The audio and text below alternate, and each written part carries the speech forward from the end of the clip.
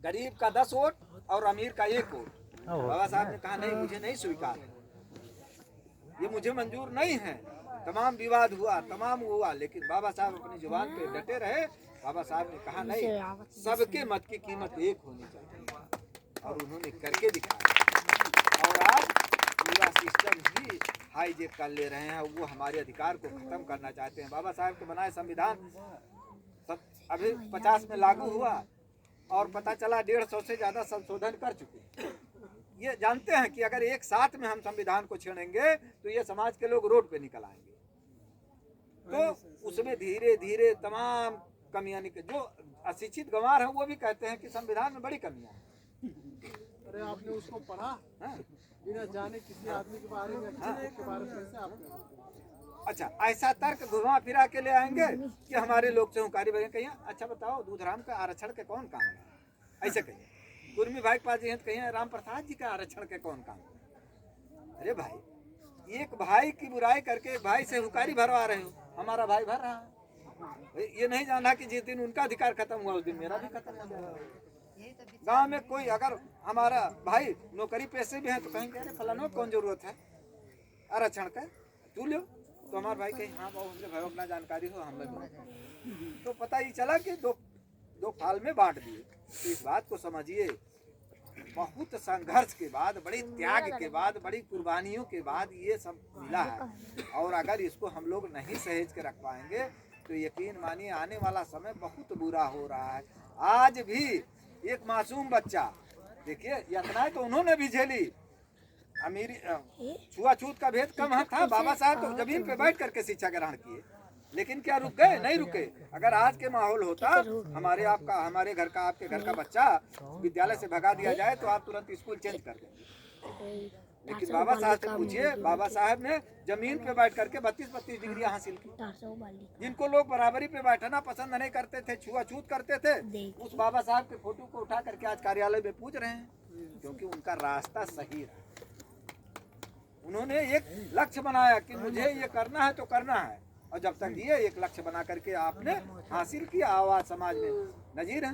तो अगर हम ऐसे महापुरुष को मानते हैं तो उनके रास्ते पे चलें, तब हम ये मान के चलिए कि हमारा जीवन सार्थक होगा, हमारे बच्चों का भविष्य।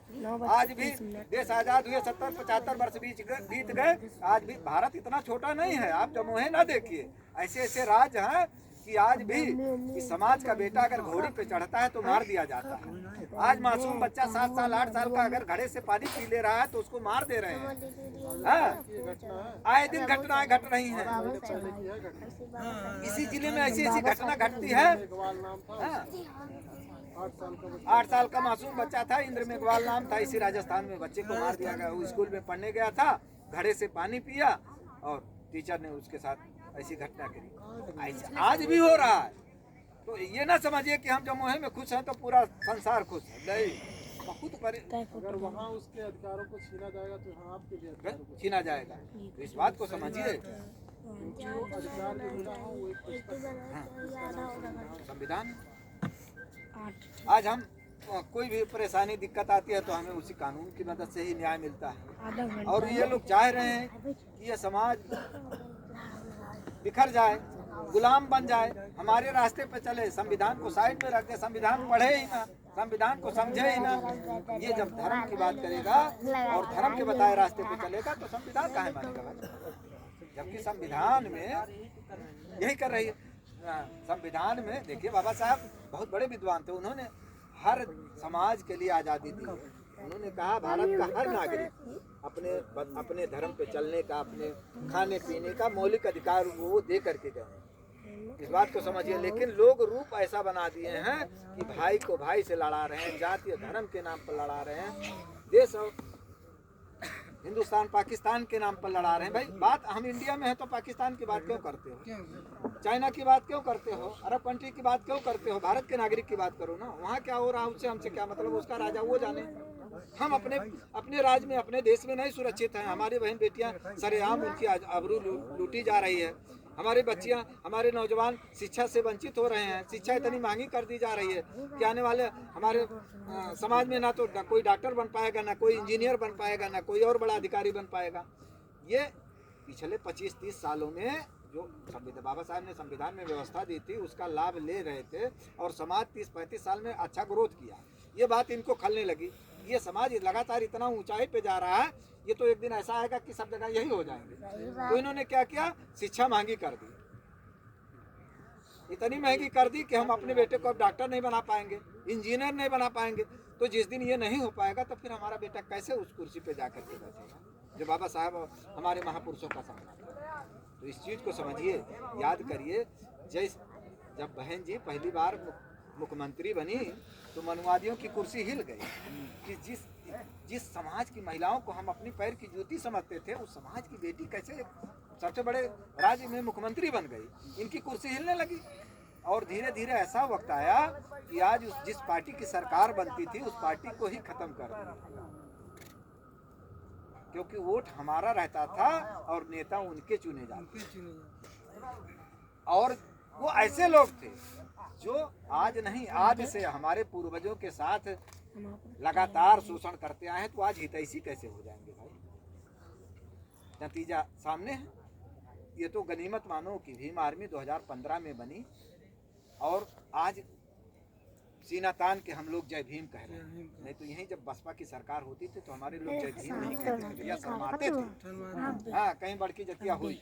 अब आज तो जहाँ जीत कहे पता मर्जी से सीना तान के कहते हैं जय भीम।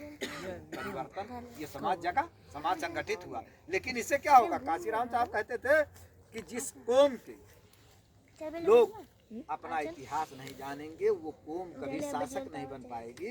काशीराम साहब जैसे ये मान के चलिए इतने बेहतरीन लीडर थे, इतने अच्छे व्यक्तित्व जीवन उनका था कि वो त्याग समर्पण करके समाज को कहां से कहां पहुंचे। और आज नतीजा आज नहीं है, 2006 में चले गए और लगातार ये जो शोषण बन रहा है कि लीडर नहीं है।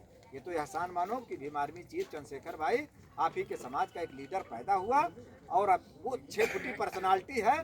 जिस दिन आप ही का भाई, आप ही का बेटा एक चमार जाति का दिल्ली की कुर्सी पे बैठेगा तब मनुवादियों की कुर्सी हिलेगी, जैसे उत्तर प्रदेश में बहन जी के बैठने। लेकिन इसके लिए देखिए, हमें आज आपने जिला पंचायत बनाया, आने वाले समय में अपना बीडीसी, अपना विधायक, अपना सब कुछ, जब तक अपना लीडर नहीं होगा, अपने विचारधारा के नहीं होंगे तब तक नहीं हो पाएगा।